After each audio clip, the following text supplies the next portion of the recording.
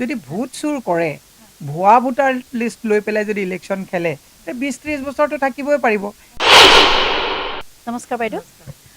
Vote চোৰৰ সন্দৰ্ভত আপোনাৰ কি প্ৰতিক্ৰিয়া?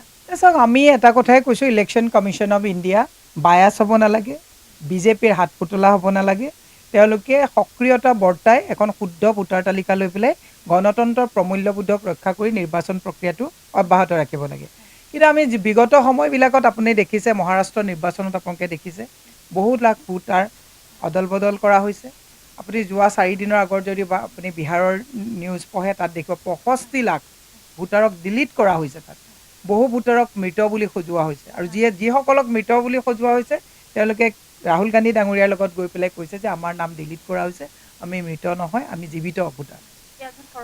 এইটো নহয়, এতিয়া সেইকাৰণে অমিত শ্বাহে মাজে মাজে কৈ থাকে আমি 20 বছৰ 30 বছৰলৈকে আমি দায়িত্বত থাকিম।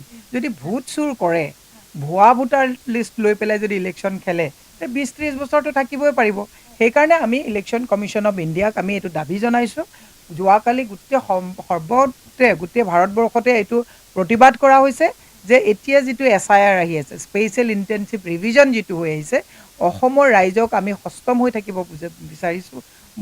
ক'ব বিচাৰিছোঁ যে এই SIRৰ জৰিয়তে যি নাম সন্নিৱিষ্ট কৰিবৰ কাৰণে যাব, যাতে আপোনালোকে কোনো কাৰণে যাতে এইটো নেগলেক্ট নকৰে, খুব চিৰিয়াছলি ল'ব।